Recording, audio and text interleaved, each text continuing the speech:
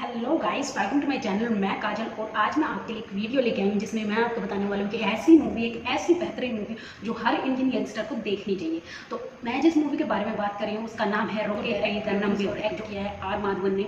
उन्होंने डॉक्टर नंबी नारायण का character play करा है इस मूवी में, और उनका जो परफॉर्मेंस है वो बहुत ही आउटस्टैंडिंग लगा मुझे। बिल्कुल मतलब इंसान को वो दिखा देता है कि यार कैसे आप सब कुछ देख रहे हो कि किसी इंसान के साथ क्या हुआ है। तो उनकी एक्टिंग के लिए तो मैं मतलब 10 आउट ऑफ 10 दूंगी। और मूवी को डायरेक्टिंग वगैरह मुझे नहीं पता कि इसको किस हिसाब से जज किया है, तो मेरे लिए तो सब 10 आउट ऑफ 10 है। तो इस मूवी को आपको क्यों देखना चाहिए, सबसे पहले मैं ये बताती हूँ। सबसे पहले मैं मूवी का थोड़ा सा इंट्रो दे देती हूँ। मैं पूरा नहीं बताऊंगी कि मूवी में क्या हो रहा है, क्योंकि उससे आपका सस्पेंस जो है वो खराब हो जाता है। और मैं आपको बता देती हूँ कि कैसे थोड़ा थोड़ा सा मतलब कि जो मेन है, जिससे आपको थोड़ा सा हिंट नहीं पता लगे। सबसे पहले मूवी के फर्स्ट हाफ में दिखाया गया कि जो कि नंबी नारायण जी ने देश के लिए क्या किया, उन्होंने देश के लिए किस लेवल पे अचीव किया, उनको लोग, बाहर के लोग क्यों इतना रिस्पेक्ट करते थे। वो एक बहुत ही इंटेलिजेंट इंसान थे जो कलाम जी के साथ काम कर रहे थे। फिर वो किसी वजह से बाहर जाते हैं कि, और फिर सब कुछ मतलब इतने बाहर से भी अपना नाम कमाते हैं और इतनी मेहनत करते हैं, इतना सेक्रीफाइस करते हैं, मतलब अपनी फैमिली को टाइम नहीं दे पाते, सिर्फ एक प्रोजेक्ट के पीछे इतने पागल होते हैं क्योंकि 30-40 साल की मेहनत, जो मतलब 20-30 साल की मेहनत ऐसे हो जाती है, मतलब वो एक प्रोजेक्ट के लिए लगा देते हैं और कैसे दुनिया में अपना नाम कमाते हैं। उसके बाद जो सेकंड हाफ है उसमें दिखाया गया कि कैसे देश उनके लिए क्या करते हैं, मतलब देश उनको किस लेवल की रिस्पेक्ट देता है। ये अच्छी रिस्पेक्ट बिल्कुल नहीं है, देश उन्हें टॉर्चर करता है। अब इसमें पूरा देश ही आ जाता है, क्योंकि ये सवाल यार पूरे देश से है कि उन्होंने देश के लिए इतना कुछ किया, तो बदले में उन्होंने, देश ने उन्हें ये क्या दिया है ना।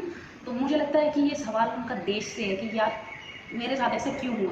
तो सेकंड हाफ में ये सब दिखाया गया है कि उनको किस तरह टॉर्चर करा, किस तरह किसी फॉल्स केस में फंसा लेते हैं और उनकी लाइफ ख़राब कर देते हैं। उनकी सारी अचीवमेंट जो आज उन्होंने 10-20 साल में इतनी मेहनत करके अचीव करी है, उनको सिर्फ ज़ीरो कर देते हैं। उनकी फैमिली की भी हालत ख़राब हो जाती है, उन सबको ह्यूमिलेशन झेलनी पड़ती है सिर्फ एक केस की वजह से, जिसका अभी तक कुछ हुआ ही नहीं होता। उनको टॉर्चर किया जाता है। तो ये मूवी आप सबको क्यों देखनी चाहिए, क्योंकि ये मूवी आजकल के यंगस्टर के लिए इतनी इंपॉर्टेंट है, क्योंकि सबसे पहले ये बेस्ड है ट्रू इंसान की, फैक्ट पे आधारित मूवी है। और बिल्कुल इसमें सच दिखाया गया कि एक्चुअल में एक इंसान के साथ कैसा होता है। एक आम इंसान जो सपने लेके देश के लिए कुछ करता है और फिर किसी राजनीतिक कारणों से, किसी नॉर्मल आपस में जलन की वजह से दूसरे देश ये सोचते कि ये इंडिया हमसे आगे ना निकल जाए, तो उस वजह से हमें मतलब एक इंसान को कितना नीचे गिरा देते हैं। तो इसलिए आपको देखने चाहिए, और आपको इसलिए भी देखनी चाहिए कि आपको पता होना चाहिए कि किस इंसान ने एक्चुअल में आपके लिए क्या किया है। सब लोग मोदी को वो करते हैं कि मोदी जी ने ये किया, मोदी जी ने ये किया, पर कोई ये नहीं जानता कि एक आम इंसान नंबी नारायण कौन था। इवन मैं भी ये नहीं जानती कि नंबी नारायण है कौन।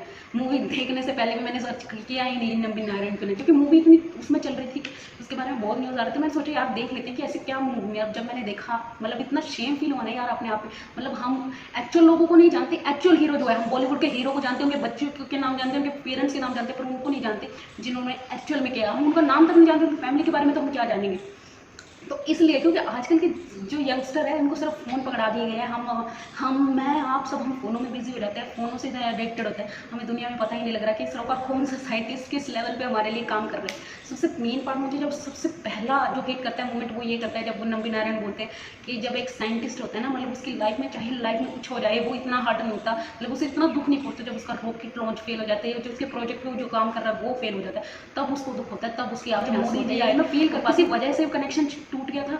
और दैट साइंटिस्ट वो बहुत मतलब इतने, मतलब उनकी फोटो आई कि वो रो रहे थे और लोग कह रहे थे यार इतना इमोशनल होने की जरूरत नहीं है, बहुत सारी अलग अलग टाइप की प्रतिक्रिया, बट मैंने वो मोमेंट फील कर पाया यार क्यों इतना दुख होता है। मतलब आप किसी 20-20 साल लगाते किसी प्रोजेक्ट पर, वो फेल हो जाता है, उसके बाद जब मैं सेकंड मोमेंट जब वो यार उनको टॉर्चर किया जाता है, तब मेरी आंखों में से बिल्कुल आंसू हो जाता है। मैं लिटरली बहुत ज़ोर से रोती हूँ कि यार क्यों हो रहा है कि किसी अच्छे इंसान के साथ ऐसा।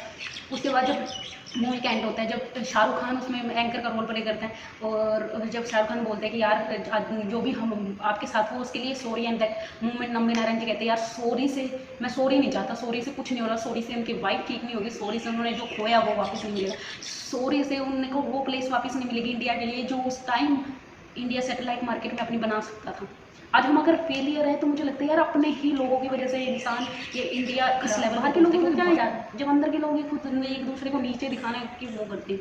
तो नंबी नारायण जी चाहते हैं कि यार कार्रवाई हो, वो इंसान का पता लगे। और मैं आर माधवन जी को थैंक्स कहना चाहती हूँ इस मूवी को बनाने के लिए यार। बहुत ही बेस्ट मूवी है और बहुत ही अच्छा टॉपिक उन्होंने चूज़ किया। और मैं चाहती हूँ कि आगे भी बहुत सारी ऐसी मूवीज़ आए। ऐसी मूवी थी एक सुभाष चंद्र बोस, जिसमें सुभाष चंद्र बोस के रियल उन्होंने क्या एक्चुअल में हमारा लिए किया वो हमें पता लगता है। वो भी मूवी एक ऐसी मूवी है जो आपको मस्त देखनी चाहिए। आपको पता लगेगा कि आज़ादी हमें किसने दिलाई। आज़ादी में सिर्फ गांधी जी और जवाहरलाल नेहरू का नहीं हाथ है, और आपको पता लगेगा कि रियल पॉलिटिक्स क्या है, कि उनको सिर्फ प्राइम मिनिस्टर बनाने के चक्कर में उनके साथ क्या कुछ हुआ। मतलब वो इतने साल जीवित रहे पर फिर भी उन्होंने भाई उनको कि वो है नहीं इस दुनिया में, ये घोषित कर दिया था जवाहरलाल नेहरू की वजह से। ये फैक्ट है और ये हर किसी को जाननी चाहिए, क्योंकि ये कोई भी पॉलिटिक्स पार्टी आज अगर भाजपा है, कल कोई और होगी, तो वो भी अपनी जो भी चीज़ें होंगी जिसकी वजह से उनकी सत्ता जा सकती है, तो वो कभी भी नहीं दिखाएगी। सामने वाली पार्टी का नुकसान रहेगा तो वो दिखाएगी। आप ये नहीं कह सकते कि बीजेपी भाई सपोर्ट करते थे सुभाष चंद्र बोस को इसलिए उन्होंने पहले, नहीं, ऐसा कुछ नहीं होता। सत्ता बहुत एक ऐसी गेम है, जब किसी की पावर यहाँ आ जाती है तो यार बंदा मतलब वो हो जाता है कि वो अच्छे बुरे भले की समझ नहीं कर। इसलिए राजनीतिक को गंदा कहा जाता है, क्योंकि वो आपसे बहुत गलत कार्य करवा देते हैं सिर्फ ये एक सीट बचाने के चक्कर में। इसलिए मैं आपसे रिक्वेस्ट करती हूँ यार, अगर आपने वो मूवी नहीं देखी है तो प्लीज़ प्लीज़ प्लीज़ देखें, रॉकेटरी मूवी और सुभाष चंद्र बोस। आपको और ऐसी मूवी जो एक रियल पर्सन पे आधारित है, जिन्होंने देश के लिए क्या किया। एक्चुअली में हमें पता होना चाहिए कि हमारा कौन सा आर्मी ऑफिसर किस उसमें मतलब शहीद होके आता है, हमें ये पता होना चाहिए। ना कि ये पता होना चाहिए कि शाहरुख खान के बेटे का क्या नाम और वो किस फेस किस उसको बुखार है या नहीं। एक्चुअली में हमारी मीडिया रिपोर्ट ऐसी होनी चाहिए, और ये तभी पता लगेगा जब आप जागरूक होगे, जब आप पॉलिटिक्स से कनेक्ट करोगे, या जब आप देखोगे कि देश में हो क्या रहा है, जब आप दोनों चीज़ों के वो देखोगे। तो इसलिए मेरी रिक्वेस्ट है कि आप इस मूवी को ज़रूर देखिए। और अगर आपको मेरा ये वीडियो बहुत अच्छा लगता है या अच्छा लगता है तो प्लीज़ इसको कमेंट सेक्शन में मेरे को बताएं। चैनल को सब्सक्राइब करने का मन करे तो प्लीज़ प्लीज़ प्लीज़ बिना रोके कर देना।